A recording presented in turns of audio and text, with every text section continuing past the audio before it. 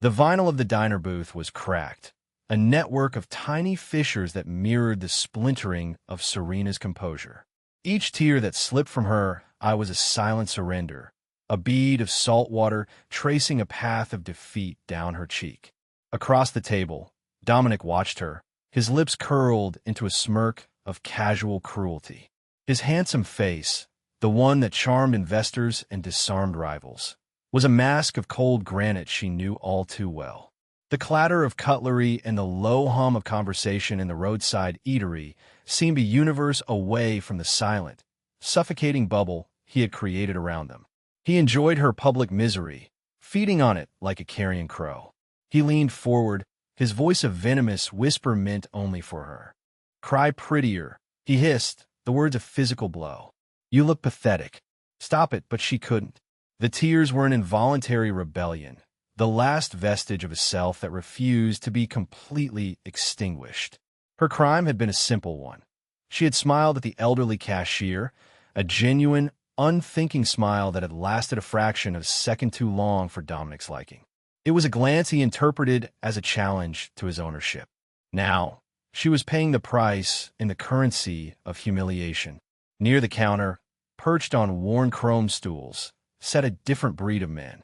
They were a monolith of black leather and faded denim, their backs adorned with the winged death's head of the Hells Angels. The air around them crackled with an energy that was part menace, part untamed freedom. Their laughter was deep and rough, a gravelly counterpoint to the diner's tinny radio music. One of them, a mountain of a man with a beard like tangled briar, nudged his president. "Rook, check out the fancy suit in the corner booth. Looks like he's making his old lady cry." The man called Grizz had eyes that missed nothing, a skill honed by years of watching his own back and the backs of his brothers. Rook, the club president, didn't turn his head. He looked at the scene reflected in the polished steel of the napkin dispenser. He saw the woman, her shoulders shaking with silent sobs. He saw the man, his posture radiating a smug, proprietary evil. It was a tableau he recognized with a sickening lurch in his gut. It was a ghost story from his own past, replaying with new actors. The memory clawed at him. His younger sister, Sarah, with a fading bruise on her cheek, insisting she'd just been clumsy, that she'd walked into a door. He believed her, or wanted to, until the day he found her unconscious. The door she'd supposedly walked into now, splintered and torn from its hinges by a man's rage. The doctors couldn't save her. Rook had dealt with the man himself, a messy, final act of justice that had forged his life's code in blood and regret. He would never again stand by and watch a shadow fall upon a woman in that way. He slid off the stool, the worn leather of his cut groaning in protest. The heavy silver rings on his fingers glinted under the fluorescent lights. Grizz and the others tensed, ready to follow his lead without a word. "Stay put," Rook rumbled, his voice low and steady. "This is a conversation." He moved with a predator's grace, his heavy boots making no sound on the checkered linoleum. He didn't approach their table like a threat, but like a force of nature, an inevitable storm front. Serena saw him coming, a giant silhouetted against the diner's bright interior. Tattoos snaked up his thick neck and disappeared into the collar of his shirt. His face was a roadmap of hard miles and harder fights, but his eyes, when they met hers, held an unexpected stillness, a deep-seated calm. Dominic saw him too, and his expression soured with arrogant indignation. "Can I help you?" he sneered, looking Rook up and down as if he were something unpleasant he'd scraped off his expensive shoe. "This is a private conversation." Rook ignored him completely. His focus was entirely on Serena. He stopped beside the booth, his presence casting a shadow over the table, eclipsing Dominic's hateful glare. He saw the fresh track of a tear making its way toward her trembling lip. Without a word, without a moment of hesitation, he reached out. His hand was huge and calloused, the knuckles scarred, a tool of violence and creation in equal measure. He used his thumb, surprisingly gentle, to brush the tear from her cheek. The touch was feather-light, respectful, an act of simple, profound human kindness that shattered the ugly spell Dominic had cast. No one, Rook said, his voice a low growl that vibrated through the very floorboards. Should make you cry like that for a single, suspended moment. The diner held its breath. Serena stared up at him, her blue eyes wide with a mixture of shock, terror, and a tiny, flickering ember of something she hadn't felt in years. Hope. The contact, the gentle wipe of a tear, was more intimate and more powerful than any blow. It was an acknowledgement of her pain. It was a testament that she was seen. Dominic's face contorted, twisting from smug superiority into a mask of pure, unadulterated rage. The biker hadn't just interrupted him. He had defied him. He had touched what Dominic considered his property.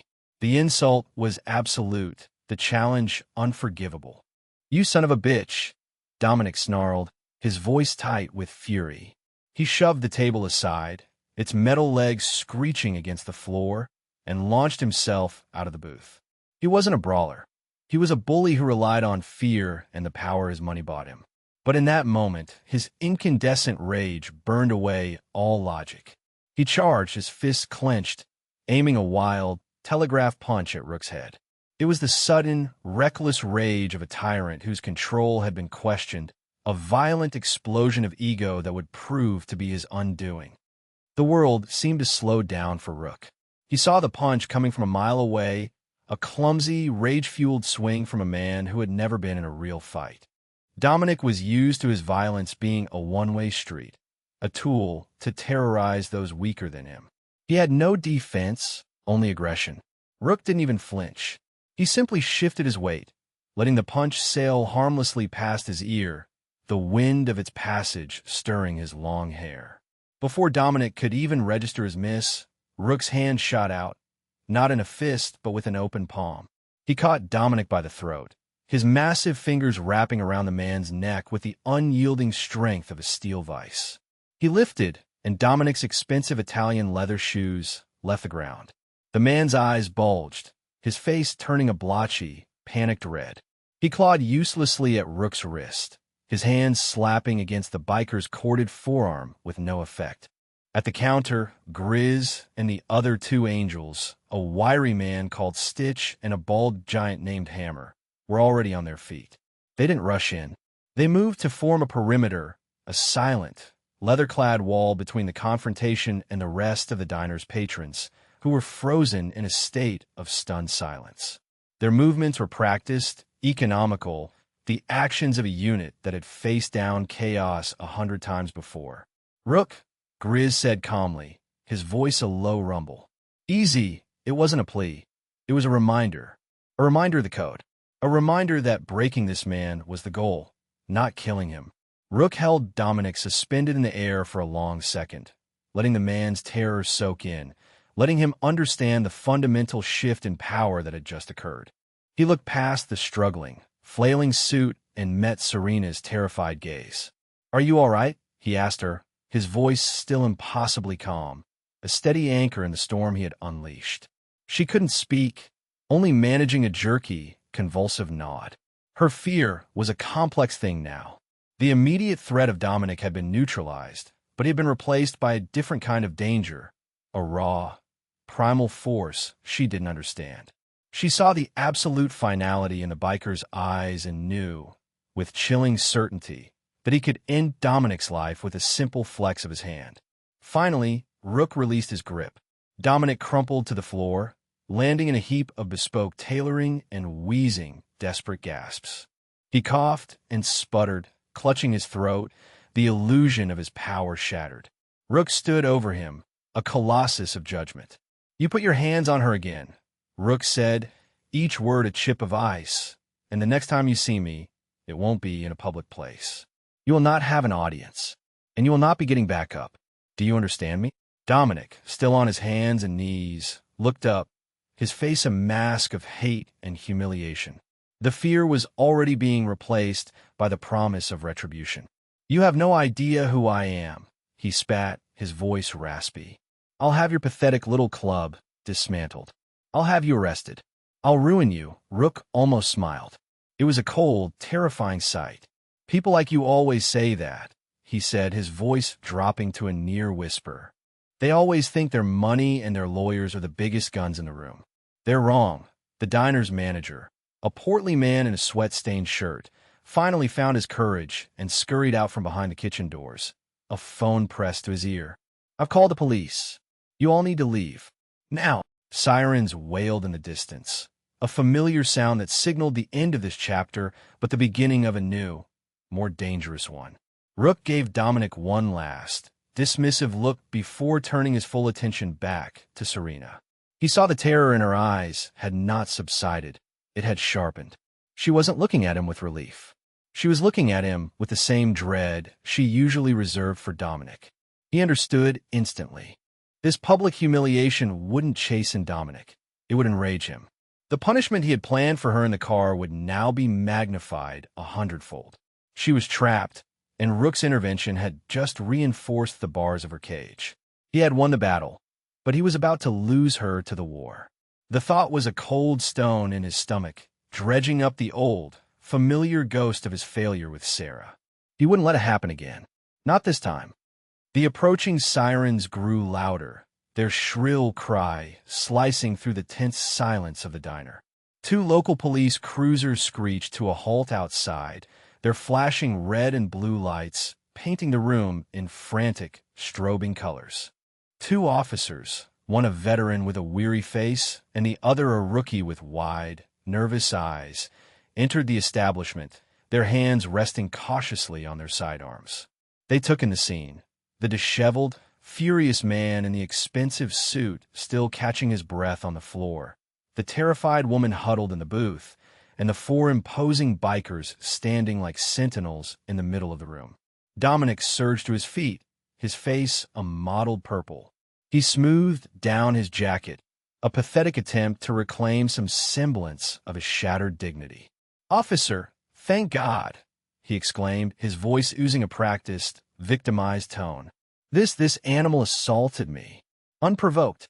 I want him and his gang of thugs arrested immediately." The veteran officer's eyes flicked from Dominic to Rook, his expression unreadable. He'd seen enough Hell's Angels to know they rarely started fights without a reason, but he'd also seen enough rich men like Dominic to know how they could manipulate the system. "What happened here?" the officer asked, his voice tired but firm. Before Rook could speak, Dominic launched into a tirade of lies, painting himself as the innocent party enjoying a quiet meal with his girlfriend when this brute had accosted them. Serena remained silent, her eyes downcast, a prisoner of her fear. To contradict Dominic now would be to sign her own death warrant later. She knew the kind of rage he was capable of in private, a cold, meticulous cruelty that left bruises on the soul as well as the skin. Rook watched her, his heart aching with a familiar, impotent fury. He saw her trapped state, the invisible chains that bound her more tightly than any steel. The law couldn't help her. A restraining order was just a piece of paper to a man like Dominic. An arrest would be a temporary inconvenience he could buy his way out of within hours. The veteran officer sighed, clearly sensing the deeper, uglier story simmering beneath the surface.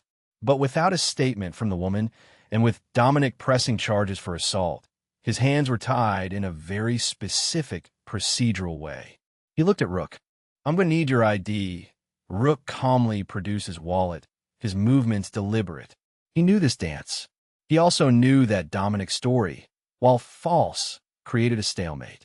There were witnesses, but they would only say they saw Rook grab Dominic after Dominic charged him. It was messy. After a brief check, the officer handed the ID back. "Look," he said, lowering his voice slightly.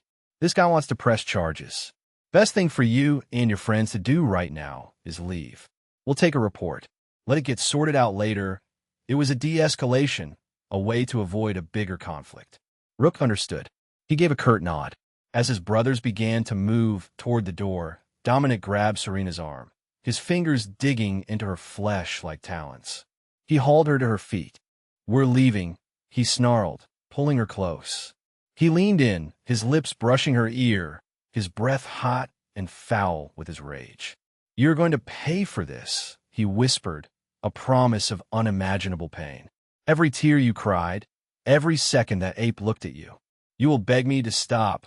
Serena flinched, a small, involuntary movement that Rook caught.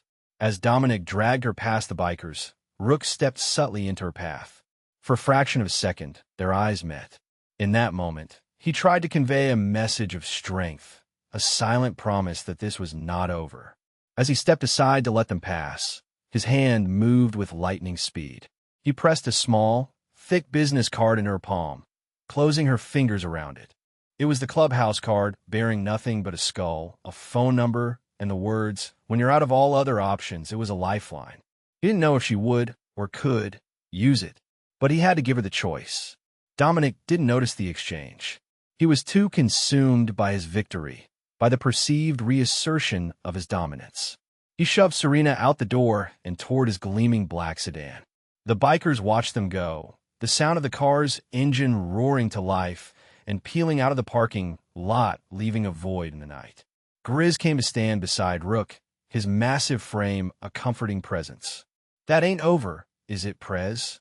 Rook stared at the empty space where the car had been, the card he'd given her feeling like a lead weight in his memory. "No," he said, his voice a low, dangerous rumble. "It's just getting started back at the house, a sprawling monument of glass and steel overlooking the city." The doors had barely closed before Dominic's retribution began. The whispered threats from the diner became a horrifying reality. Later, bruised and locked in a guest room, Serena sobbed into a pillow.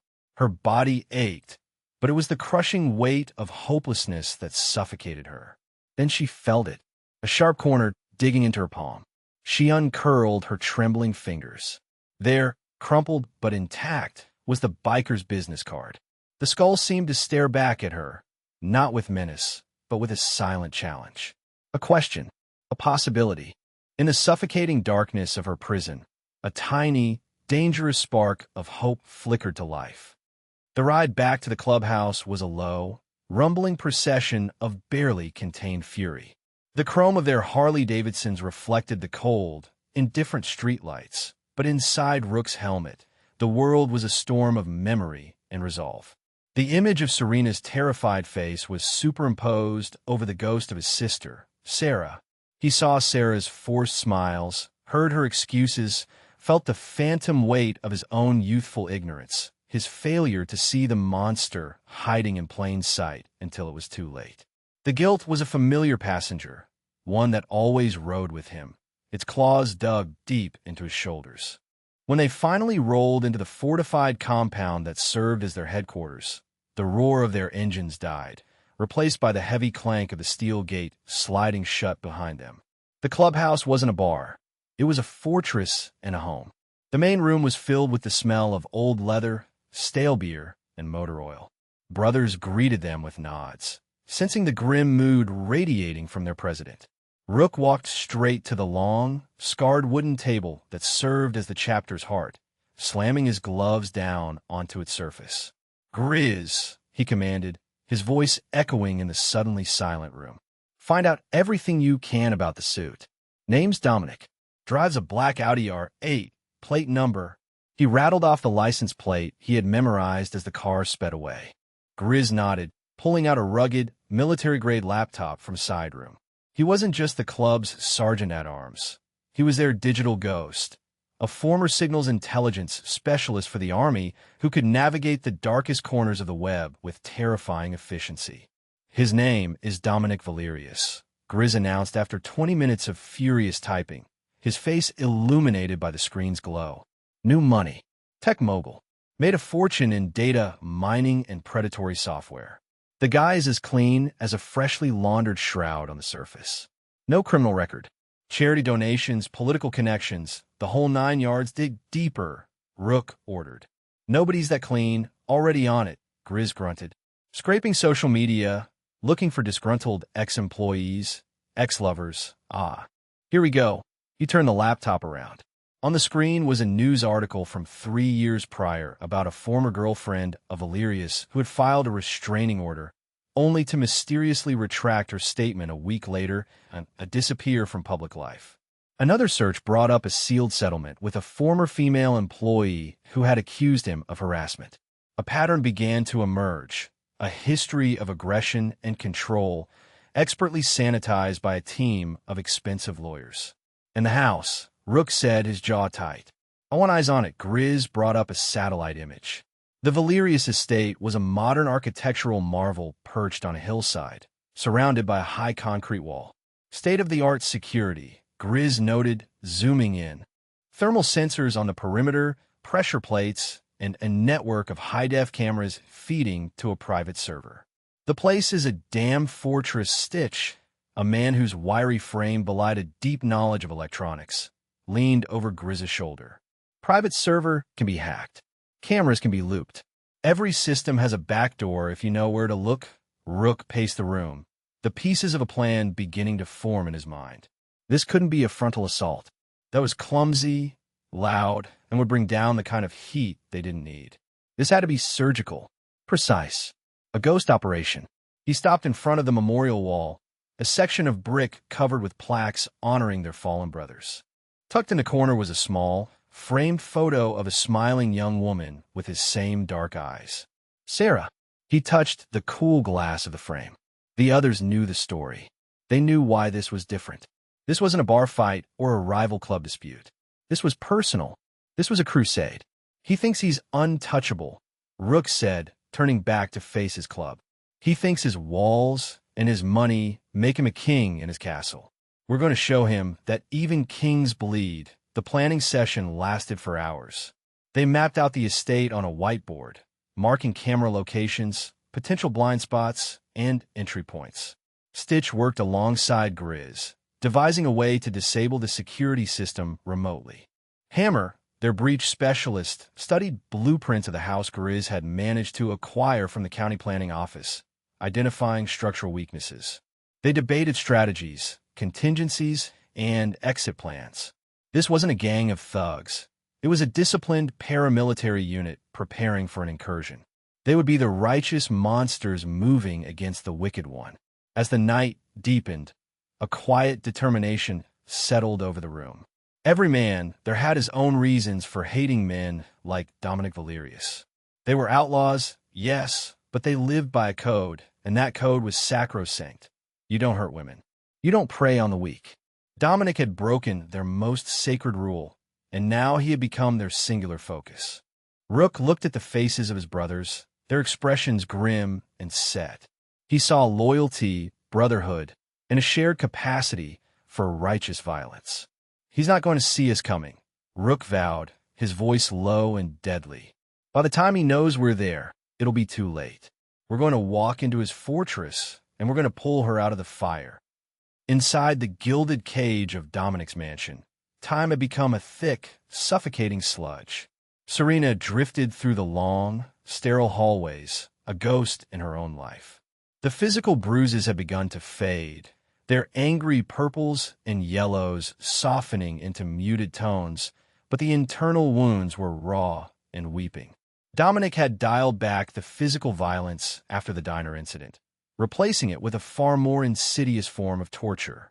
He reveled in his control, parading her in front of his business associates at lavish dinner parties held within the house. She was his beautiful, silent doll, her smile a carefully constructed mask, her eyes vacant. He would tell the story of the diner, twisting it into a tale of his heroic defense against a pack of savage bikers, and his guests would laugh and applaud his bravery. Each lie was another brick in the wall of her prison. He had taken her phone, her car keys, her credit cards. The house, once a symbol of luxury, was now a high-tech fortress designed to keep her in. The gates were always closed, the security system always armed. The staff, a rotating cast of caterers and cleaners, were instructed not to speak to her unless spoken to. She was utterly, completely isolated.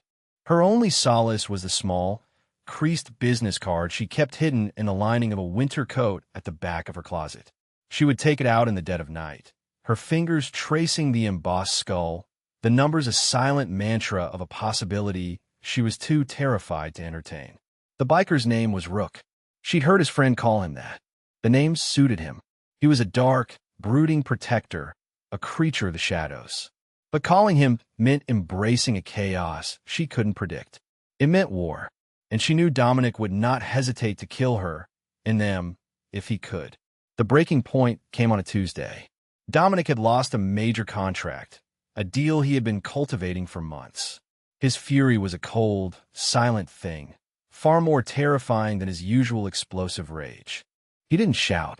He didn't throw things. He simply looked at her, his eyes like chips of black ice, and she knew. He blamed her. He believed her performance at his last dinner party had been subpar, that she had somehow poisoned his luck. That evening, he dragged her to the master bedroom. He didn't hit her. He opened his safe and produced a sleek, black handgun. He laid it on the bedside table. "You see this, Serena?" he said, his voice terrifyingly calm. "This is a guarantee. It guarantees that you will never leave me. It guarantees that you will always be perfect. Because if you ever try to leave, if you ever disappoint me this badly again, I won't have to worry about you talking. Understand?" He left the gun there, a permanent, gleaming threat on the polished wood. The sight of it broke something inside her. The abstract fear of death suddenly became a cold, tangible object just inches from where she was supposed to sleep. It was no longer a question of if he would kill her, but when. His control was absolute, and with it came the certainty that her life had an expiration date he alone would decide. That night, after he fell into a drunken sleep, she slipped out of the bed. Her heart hammered against her ribs, a frantic drumbeat of terror and resolve. She crept through the darkened house, her bare feet silent on the cold marble floors. She remembered a small, cheap burner phone she had bought months ago in a fleeting moment of foresight and hidden at the bottom of a potted plant on the enclosed patio. It was a flimsy, desperate plan, but it was the only one she had. Her hands trembled as she dug through the soil, her fingers closing around the thin plastic device. She prayed the battery still had a charge. It did. 2 bars. Enough. She retreated to the cavernous walk-in pantry, the darkest, most soundproof place in the house, and huddled behind sacks of flour and rice. Her hands were shaking so violently she could barely punch in the numbers from the card. It rang once, twice. She was about to hang up, convinced it was a dead end, when a gravelly voice answered, sharp and alert even in the middle of the night. Yeah, it was him. It was Rook. Tears streamed down her face, tears of sheer, unadulterated terror. It's the woman from the diner," she whispered, her voice cracking. "My name is Serena." There was a pause on the other end, then the sound of movement. "Serena, are you okay? Where are you?" "He has a gun," she choked out, the words tumbling over each other. "He's going to kill me. I know it." He said he's going to kill me. She heard a door slam in the background on his end, other voices low and urgent. "We're coming," Rook said, his voice an ironclad promise. "Just tell me where you are. Stay on the line." But then she heard it. A floorboard creaking upstairs. The sound of Dominic stirring. Panic, cold and absolute, seized her. "He's waking up," she gasped. "I have to go. The house on Blackwood Crest. Number 11. Please." The line went dead as she frantically ended the call and shoved the phone deep into a bag of sugar. She held her breath, listening. Silence. A false alarm. But the fuse had been lit. Back at the clubhouse, Rook stood in the middle of the war room, his phone still in his hand. The desperate, broken whisper of Serena's voice echoed in his ears.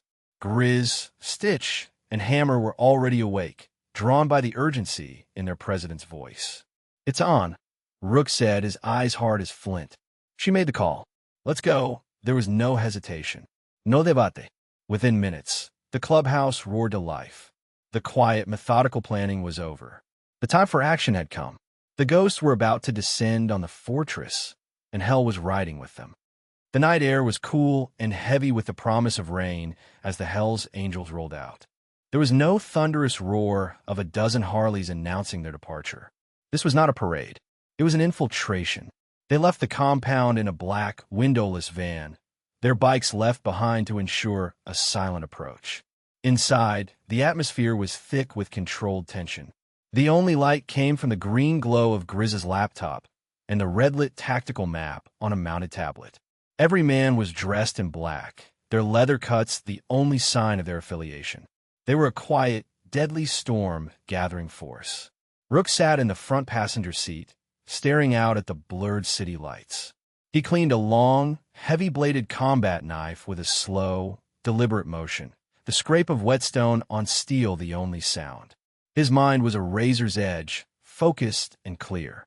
The ghosts of the past were not haunting him now. They were fueling him. Sarah's memory was not a weight, but a weapon, a reminder of the stakes. He would not fail another woman trapped by a monster.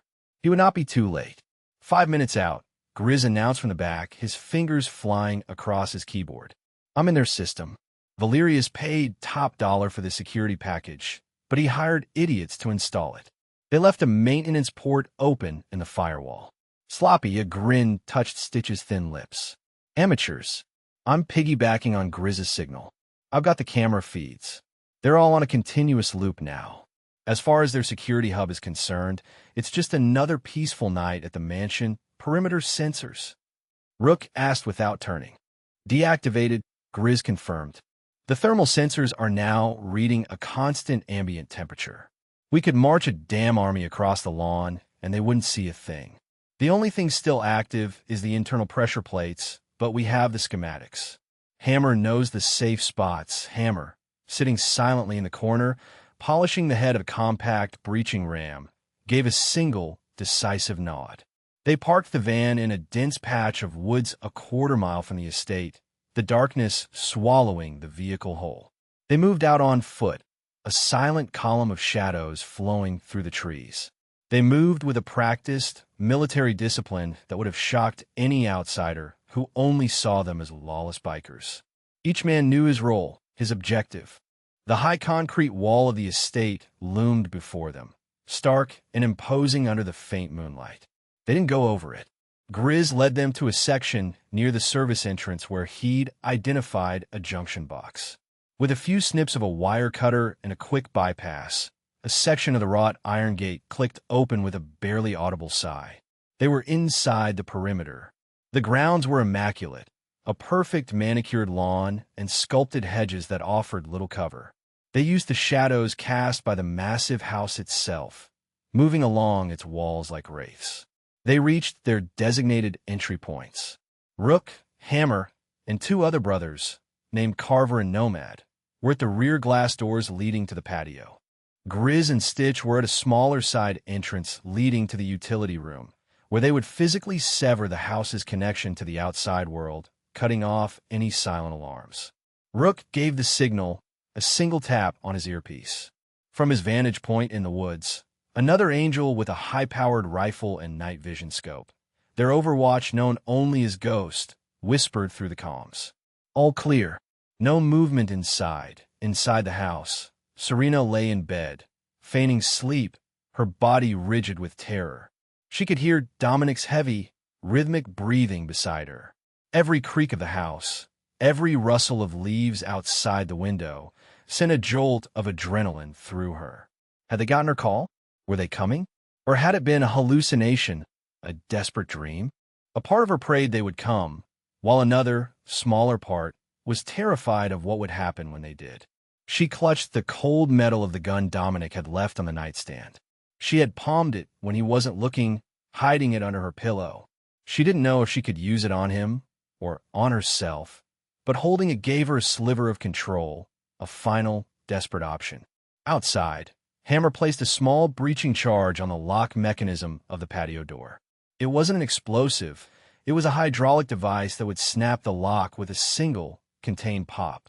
Rook held up 3 fingers, then 2, then 1. A dull thud, barely louder than a book falling on a carpet, echoed in the night. The door swung open. They were in. The air inside was cool and still, smelling faintly of lemon polish and fear. They moved through the cavernous living room, their soft-soled boots making no sound on the polished marble. They were specters of vengeance in a palace of glass and steel, their dark forms a stark contrast to the sterile, white-on-white decor. Rook led the way, his knife held low and ready, his eyes scanning every shadow. The plan was simple: secure Serena first, neutralize Dominic second, deal with any other threats as they appeared. Through the comms, Grizz's voice was a calm whisper. We're in. Hard line is cut. The house is dark. No alarms, internal or external, can get out. Rook was moving toward the grand staircase when he heard it, a faint sound from upstairs. A man's voice, low and angry. Dominic was awake. The plan had just gone sideways. The silent infiltration was over. The siege was about to turn into a war. The sound of Dominic's voice, a low, angry growl from the top of the stairs, shattered the calculated silence of their entry. "Who's there?" he called out, his voice laced with a mixture of confusion and aggression. "I have a gun, and I've called the police." A bluff, Rook knew instantly. Grizz had cut the lines. He was trying to spook an ordinary burglar. They were far from ordinary. "Go," Rook ordered into his comms, his voice ablade. "Hammer, Carver with me. Nomad, cover the rear." The team split with fluid efficiency. There's no more need for stealth, only for speed and overwhelming force. They took the grand, sweeping staircase 3 steps at a time, a wave of black leather and grim determination ascending into the heart of the fortress. A light flicked on in the upstairs hallway, illuminating Dominic. He stood there in silk pajamas, his hair disheveled, holding a sleek, silver pistol. His eyes widened in disbelief and then narrowed in fury as he saw the figures charging up the stairs toward him. He wasn't facing a scared teenager. He was facing a disciplined combat unit. He raised his pistol and fired. The shot was deafening in the enclosed space, the muzzle flash a brilliant, momentary star. The bullet whizzed past Rook's head, close enough for him to feel the heat, and smashed into the wall behind him, sending a shower of plaster dust into the air. Hammer, who was on Rook's left, didn't even break stride. He raised a ballistic shield he'd been carrying on his back and pushed forward, absorbing the brunt of the next 2 shots. The impact sounded like giant, metallic fists pounding on a steel door. Behind a shield, Rook and Carver closed the distance. Dominic, panicking, tried to backpedal down the hallway, firing wildly. He was a cornered animal, all bravado replaced by raw, primal fear. Before he could get another shot off, Carver, the fastest of the group, lunged forward. He tackled Dominic around the waist, driving him hard against the wall. The gun clattered from Dominic's hand, spinning across the polished hardwood floor. The fight went out of him instantly. Carver hauled him to his feet, slamming him face first against the wall and holding him there with effortless strength. "Where is she?" Rook demanded, his voice echoing with cold fury. His eyes were locked on a closed door at the end of the hall, the master bedroom. "Go to hell," Dominic spat, a pathetic show of defiance. Rook grabbed a handful of Dominic's pajama collar and spun him around. He looked into the man's terrified eyes. Wrong answer. He didn't waste another second on him. He turned and sprinted for the bedroom door, Hammer right behind him. He tried the handle. Locked. "Hammer," he barked. The big man needed no further instruction. He planted his feet, swung the compact breaching ram, and struck the door just beside the lock. The wood splintered with a sound like cracking bone. A second strike, and the door flew open, torn from its frame, and crashed into the room. Rook stormed in, his knife at the ready, his senses on high alert. The room was dark, save for the ambient light filtering in from the hallway. He saw her immediately. Serena was huddled in the far corner of the room, by the floor-to-ceiling windows, and she was holding a gun. It was the black handgun from the nightstand, and it was pointed directly at him, her hands trembling so hard he was surprised she could even hold it. Her face was a pale oval in the gloom, her eyes wide with terror. She didn't see a rescuer. She saw another monster bursting into her room. "Stay back," she cried, her voice thin and reedy. "Don't come any closer." Rook froze. This was the complication he hadn't anticipated. She was armed, terrified, and saw him as a threat. One wrong move, and this could end in a tragedy far worse than anything Dominic could have inflicted. "Serena," he said, keeping his voice low and steady, a calming balm against her panic. He slowly sheathed his knife, showing her his empty hands. "It's me, Rook, from the diner. We got your call. We're here to get you out." "How do I know that?" she whispered, the gun still wavering in his direction. "How do I know you're not here to kill us both?" It was a valid fear. To her, this was a home invasion, a violent clash between 2 brutal forces, and she was caught in the middle. Dominic, now being dragged down the hall by Carver, heard her voice and began to struggle. "Serena, shoot him," he screamed. "He's a criminal. Shoot him, and we can say it was self-defense." Rook never took his eyes off her. He took a slow, deliberate step into the room, his hands still raised in a gesture of peace. "Look at me, Serena. Not at him. Look at my eyes. Do I look like him? Do I sound like him? I came here for you. Only for you." He remembered the way she had looked at him in the diner, that flicker of hope. He had to find that again. "You made a choice when you called that number," he continued, his voice resonating with a sincerity he couldn't fake. "You chose to fight. You chose to live. This is that moment. You can trust him." He nodded back toward the hallway. "The man who put the gun in this room, who put the fear in your heart. Or you can trust me. The man who came when you called for help." Her arms were shaking, the weight of the gun, the weight of the decision, becoming too much. Tears streamed down her face. She was looking at him, really looking at him, searching his face for the truth. The raw honesty, the protective fury in his gaze, finally broke through her terror. With a choked sob, she lowered the gun, its barrel dipping toward the floor. Her strength gave out completely, and she collapsed into a heap, the weapon clattering harmlessly onto the thick carpet. The immediate danger was over. Rook closed the distance in 2 long strides and knelt before her. He didn't touch her, not yet. He just knelt there, a bulwark between her and the rest of the world. "It's over," he said softly. "You're safe now." In the hallway, the fight had finally gone out of Dominic. He slumped in Carver's grip, defeated. He had lost. His money, his power, his fortress. None of it had been enough to stop the leather-clad tide that had swept over him. The king had been dethroned, his castle breached, his captive prize freed. And his judgment was only just beginning. With the immediate threat neutralized, a profound stillness settled over the opulent bedroom, broken only by Serena's ragged, shuddering breaths. Rook remained kneeling before her, giving her space, allowing her a moment to process the violent whirlwind that had just ripped through her life. He could see the years of fear and abuse etched on her face, a roadmap of silent suffering. He reached out slowly, his movements measured, and gently took the gun from the floor, engaging the safety and tucking into the back of his waistband. It was a symbolic act, removing the final instrument of Dominic's control from her presence. "Can you stand?" he asked, his voice softer than she'd ever heard it.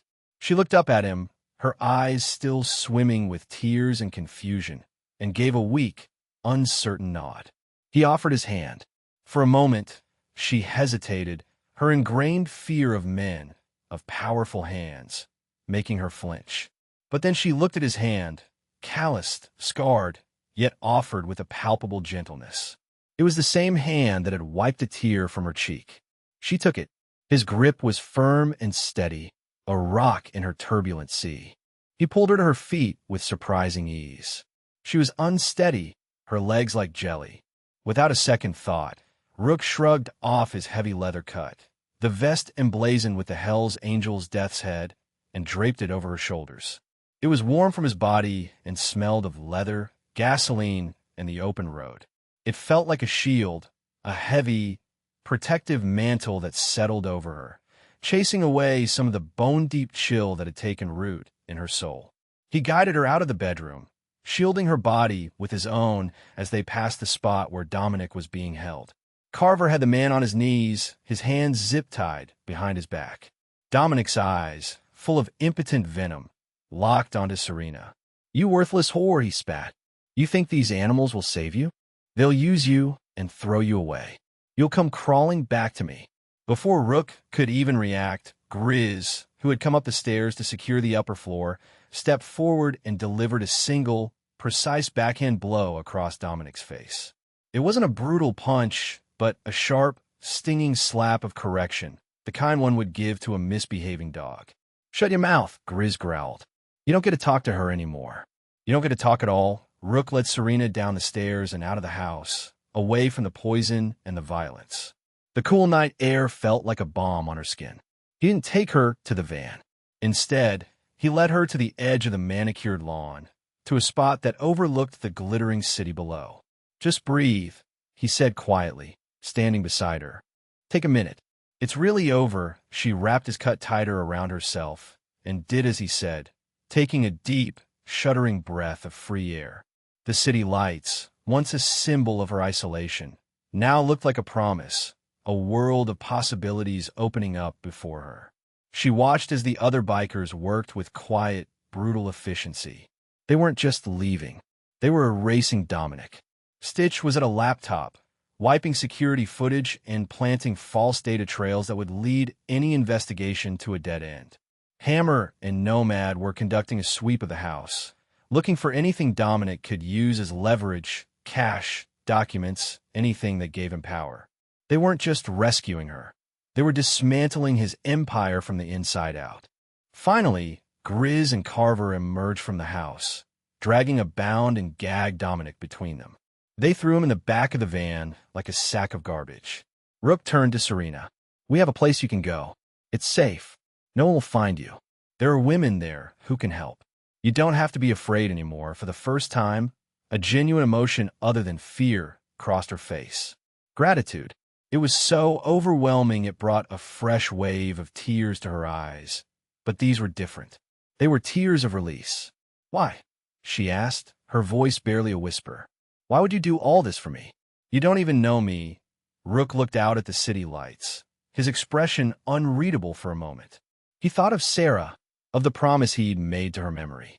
"Because men like him," he said, his voice thick with a pain that was decades old, "shouldn't get to win. Not ever. And because someone I cared about needed a hero once, and I wasn't there. I'm not making that mistake again." He led her to the van, helping her into the front seat. She didn't look back at the house. She didn't want to. It was a mausoleum, a tomb for a life she was leaving behind. As the van pulled away, leaving the pristine mansion silent and dark, Serena looked at the grim-faced man driving, at the quiet brotherhood in the back, and understood. They were not angels.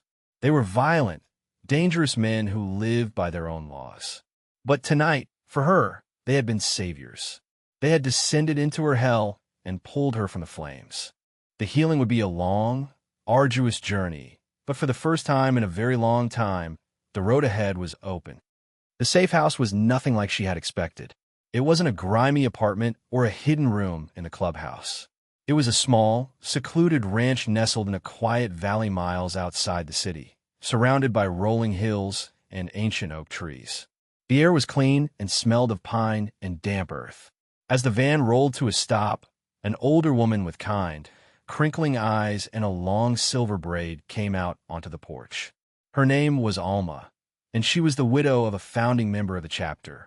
She ran this place, a sanctuary the club had maintained for decades, for the wives and children of members who needed to escape a bad situation, or for people like Serena. Alma greeted Rook with a warm hug before turning her gentle gaze on Serena. She didn't ask questions. She didn't pry. She simply opened her arms. "Welcome, dear," she said, her voice warm and soothing. "You're safe here. Let's get you inside." Serena hesitated for only a second before stepping into the woman's embrace, a wave of relief so powerful it almost buckled her knees. For the first time, she was touched with a kindness that asked for nothing in return. Rook and his men didn't stay long. They unloaded a few bags of supplies, spoke in low tones with Alma, and prepared to leave. Before he left, Rook approached Serena on the porch. He was holding his leather cut, which she had taken off inside. "You should keep this for a while," he said, holding it out to her. "It might help you feel safer." She shook her head, pushing it gently back toward him. "Thank you," she said, her voice finding a new strength. "But I don't think I'll need it. I already feel safer than I have in years." He gave her a rare, small smile and a nod of understanding. He turned to leave, but she called out to him. "What will happen to him?" she asked, the question heavy with a mixture of fear and a desperate need for justice. Rook paused, his back still to her. "The law failed you," he said, his voice grim. "We have our own laws. He'll be judged, and he will never, ever be in a position to hurt you or anyone else again. That's a promise." And with that, he was gone, the van disappearing down the long dirt road, leaving only a cloud of dust in its wake. They took Dominic Valerius to a place where his money and influence meant nothing. They didn't kill him. Death would have been too easy, too clean an escape. Instead, they systematically stripped him of everything that gave him power. Using the information they'd taken from his home, they anonymously leaked his predatory business practices to a hungry journalist. They sent evidence of his financial crimes to federal investigators. They used their own underworld connections to drain his offshore accounts and sever his ties to the corrupt officials he kept on his payroll. Within a month, Dominic Valerius was ruined, his empire crumbled, his name synonymous with disgrace. He was a broken man, facing a mountain of legal battles he could no longer afford to fight. They left him alive, but they took his life. For Serena, the days at the ranch turned into weeks, the weeks into months. The healing was slow and painful. Alma was her guide, a patient, wise presence who knew when to talk and when to simply sit in comfortable silence. Serena worked in the garden, her hands in the soil, feeling a connection to the earth that grounded her. She learned to cook, to care for the horses in the stable, to find joy in simple, quiet things. There were nightmares, of course. Nights when she would wake up screaming, the phantom feel of Dominic's hand on her. But Alma would always be there with a warm cup of tea and a steadying presence, talking her through the panic until the sun came up. Rook visited once a week. He would ride out alone, his Harley the only sound for miles. He never stayed long. He'd bring her supplies, books, or just sit with her on the porch swing, sharing a comfortable silence as they watched the sunset. He told her about Sarah, sharing his pain not as a burden, but as a bridge between them. He spoke of his guilt, of his vow to never let what happened to his sister happen to anyone else if he could help it. In turn, she found herself telling him things she had never told anyone, speaking of the subtle, insidious ways Dominic had dismantled her self-worth, the psychological prisons he had built long before he ever turned a key in a lock. They were two broken people, scarred by the same kind of evil, finding a strange, quiet solace in each other's company. One afternoon, Rook arrived not with supplies, but with a proposition. The auto shop the club runs, he said, we need someone to manage the books. It's legitimate work, a steady paycheck, a place to live in the apartment upstairs if you want it. It's a new start. If you're ready, she looked at him, at the quiet offer of a life, not just an escape. A life connected to this strange, violent, and honorable family that had saved her. A life where she could stand on her own 2 feet. I think I am, she said, a real smile, bright and genuine, reaching her eyes for the first time. 6 months after her rescue, the woman who walked into the Angel's Wrath Customs auto shop was not the same one who had cried in a diner booth. Serena moved with a confidence that was new and hard-won. Her eyes, no longer clouded by fear, were clear and bright. The shop was a cacophony of roaring engines, clanging tools, and loud rock music, but to her, it was the sound of freedom.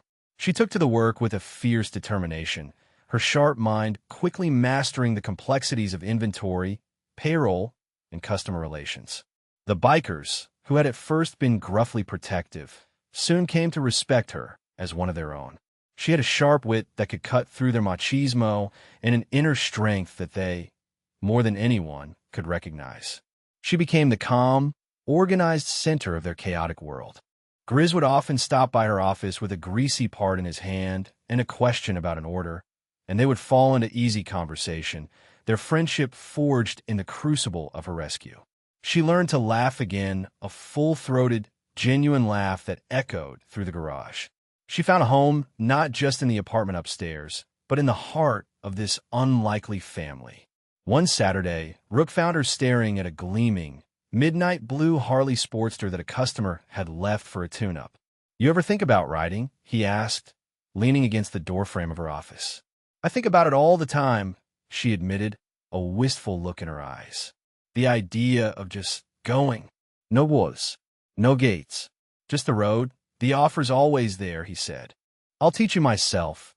The following Sunday, he took her out to a vast, empty parking lot.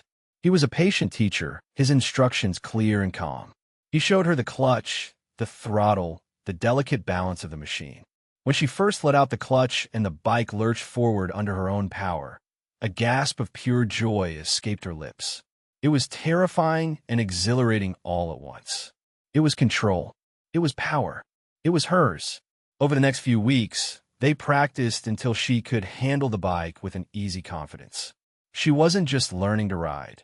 She was reclaiming her own agency, mastering a skill that was a symbol of the very freedom she had been denied. The day she passed her motorcycle license test, the entire club was waiting for her outside the DMV. They roared their approval, a thunderous chorus of engines and cheers. That evening, they presented her with a gift. It was a motorcycle of her own, a vintage machine they had all worked on, restoring it to pristine condition. It was painted a deep, defiant red, the color of life and survival. There were tears in her eyes as she ran a hand over the cool metal of the fuel tank. These were not tears of sorrow or fear. They were tears of overwhelming, profound gratitude. A few days later, she was ready. She swung her leg over her own bike, the engine rumbling to life with a satisfying growl beneath her. She wore a new leather jacket, plain and unadorned, but it felt as protective as Rook's cut had on that first night. Rook pulled up beside her on his own massive bike, Grizz on his other side. The rest of the chapter formed up behind them, a phalanx of chrome and steel. "Ready?" Rook asked, a proud smile on his face. Serena looked at him, then at Grizz, then at the open road stretching out before them. The sun was setting, painting the sky in fiery hues of orange and purple. For the first time, she saw a future that was not a fearful uncertainty, but a wide-open horizon. She was a survivor. She was a warrior. She was free. "I'm ready," she said, her voice clear and strong above the rumble of the engines. She twisted the throttle, and together they rode. They rode not as saviors and a victim, but as equals, as family, as survivors heading into the sunset. Heroes don't always wear capes. Sometimes they wear leather and ride machines of thunder. They are the ones who see the silent tears others ignore, the ones who will charge into the dark to pull a stranger from the fire. If you see injustice, if you see the shadow of abuse falling on someone, don't look away. Be the one who notices. Be the one who acts.